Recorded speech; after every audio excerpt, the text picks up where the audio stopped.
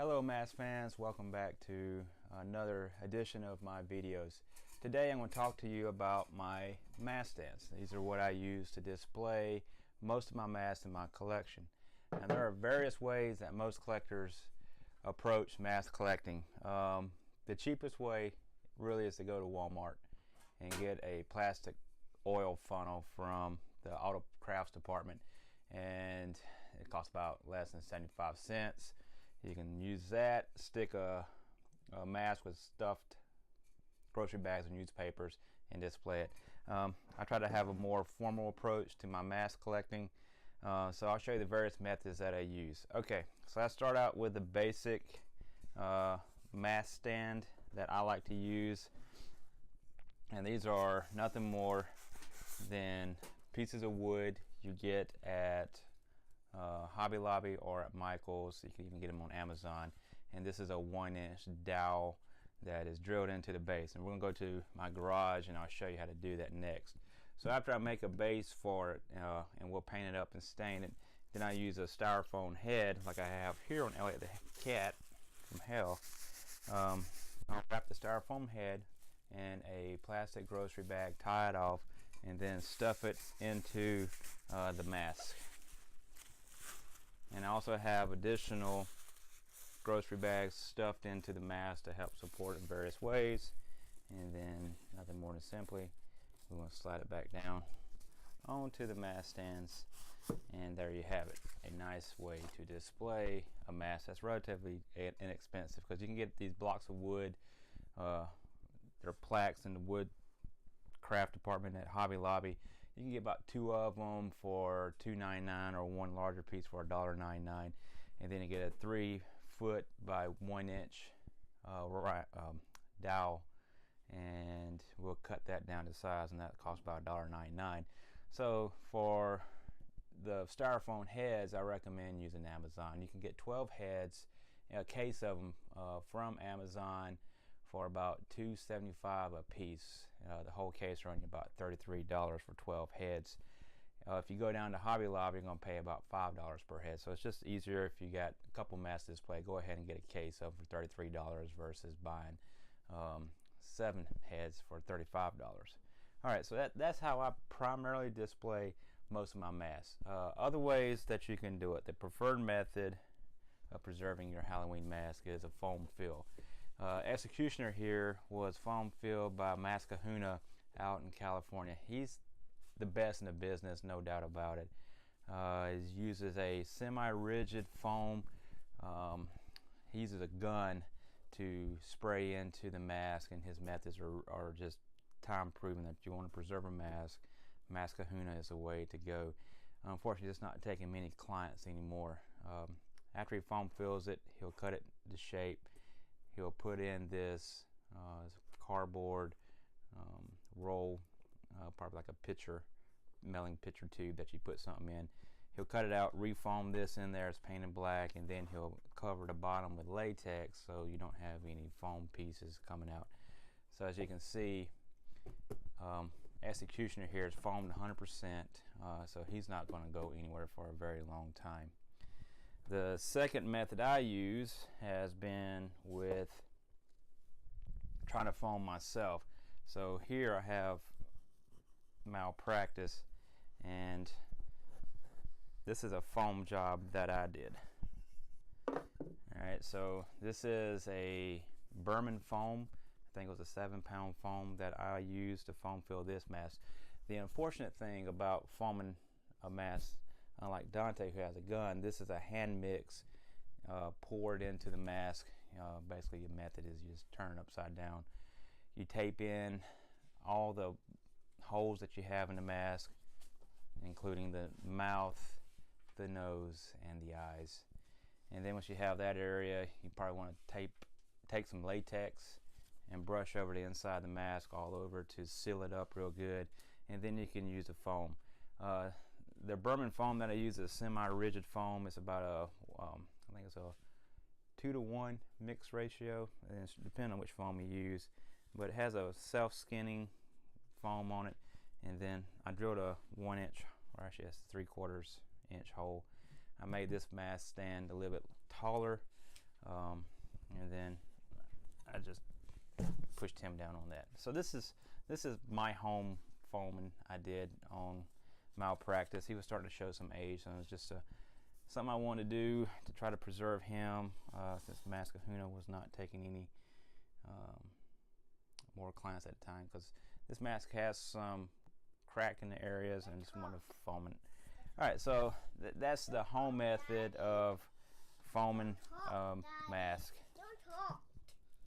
So we're going to make a mask stand for Celerion I just got. This is a Resurrection of Celerion, number 5 from Distortions Unlimited. So we're going to make a mask stand in the garage for this guy right here. I'm going to make 2 of them so you can see my process that I use to make these mask stands. This is a Old English walnut stain that I'm going to use. Try to get the one with the polyurethane mixed into it. Just saves you some time, because you don't want to spend a whole lot of time making these. The process is pretty simple, and we'll show you the tools that I use down in the garage that you can all get from Amazon. So I kind of have an economy type garage that I use this stuff on. So anyway, foam filling the best. Foam filling at home, great, but not the best. Economy way, styrofoam head with a mask stand. Cheapest way, get you an oil funnel from Walmart, and stick a mask on it that way. Alright, so I'm down here in my garage, and the tools that we're going to use is going to be a miter saw. We got a small desktop or workshop size drill press. I got a handheld sander. Like I was saying, this is the blocks or the plaques that I got at Hobby Lobby. I think it was $1.99 for a pack of 2, so very economical. And this is a 1-inch by 3 feet or 36-inch wooden dowel. This is $2.99 from Hobby Lobby. Use a coupon, go online at hobbylobby.com. You can download a 40% off coupon, so you can actually get the same 40% off and save you a few pennies. Or buy a lot of these and save quite a few. Anyway, so what we're going to do is tap a hole into these wood plaques with the drill press.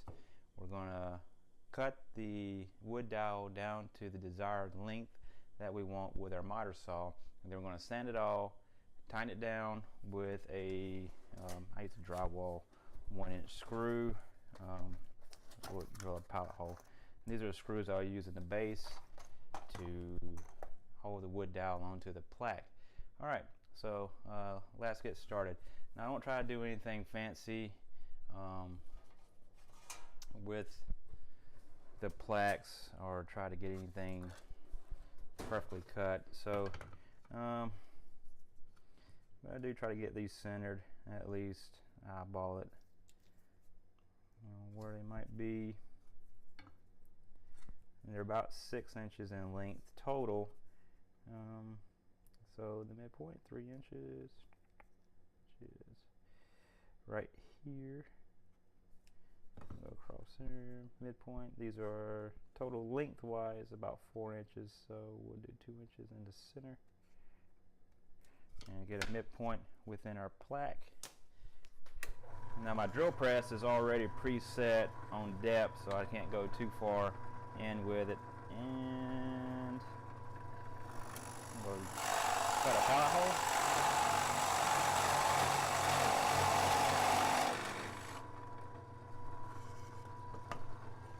What I like to do is cheat a little bit once I have one set, so I have a hole all the way through. I'll line it up instead of just trying to draw my lines again.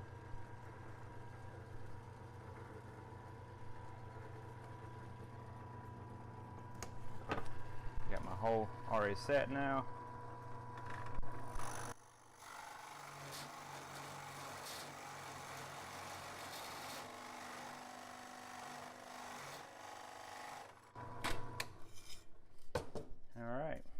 This is a 1-inch drill bit, as you can see, for drilling the pallet holes. And next we're going to do is cut down our wood dowel to size on the miter saw. Okay, next we're going to use the miter saw to cut down the wood dowel. I'll probably do about 6 inches on each dowel and then we'll tap a hole into it, get a screw into it, and be ready to paint our mast stands. We're almost finished. See how easy this is? Alright, so this is a miter saw I got at Harbor Freight. It's like $80, so pretty cheap. Very functional tool to have. It saves instead of having to hand saw everything. Anyway, wear safety goggles. Probably should have done the drill press. Actually, I'm gonna probably make these 8 inches just to have some more neck lift on the bibs for the mask. Okay, so let's get to cutting.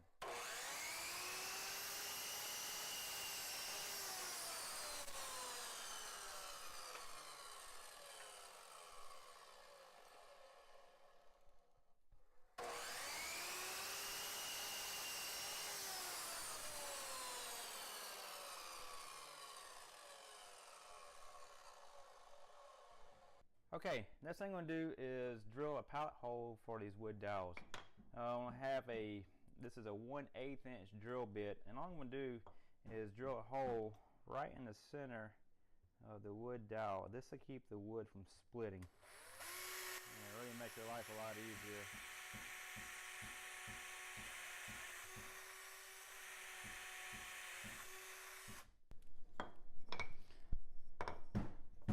My son is helping me in the background, being a great help.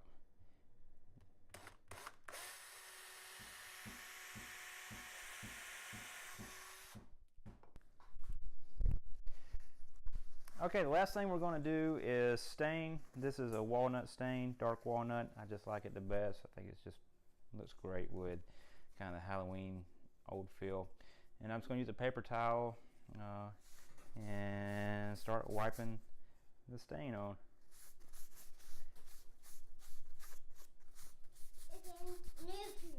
That's right, buddy.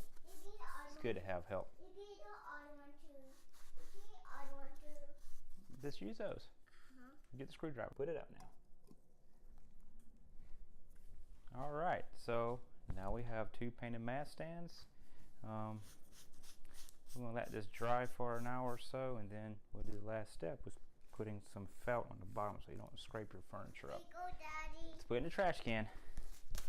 And now that our mast stands are dry, the last thing we're going to do is put some felt feet on it. You can get these at Hobby Lobby and the framing department, or you can just buy them on Amazon and have them delivered for free if you have Prime. All right, so I usually put 4 on each one. Simple. Stick them on each corner like so.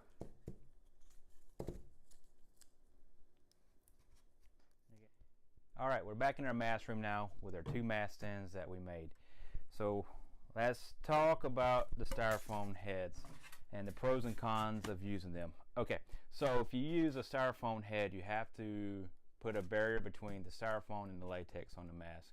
Even though this is an inert foam, it will still eventually pull the moisture out of the latex into the styrofoam. So that would cause your mask to go hard. It won't rot it, but it will make it extremely hard, like Evil Lord is right here. Just completely bone hard. So what I do to prevent that or add a barrier, what I do is just get a grocery bag and stuff it straight in to the grocery bag, and then I tie off the mask at its neck with the handles from the grocery bag.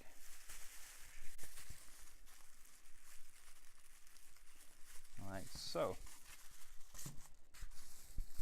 Then since we made 2 masks, we'll do 2 heads.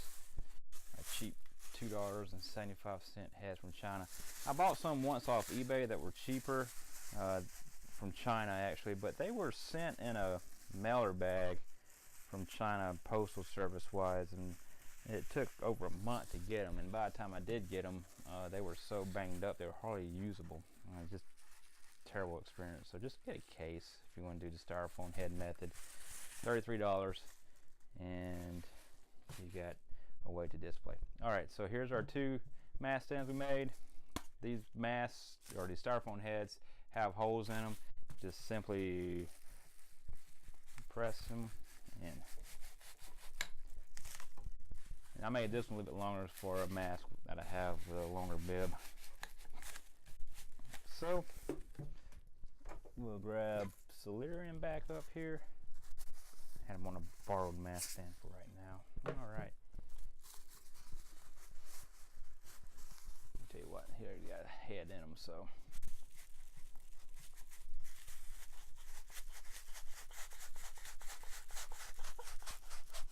Here's a tight fit.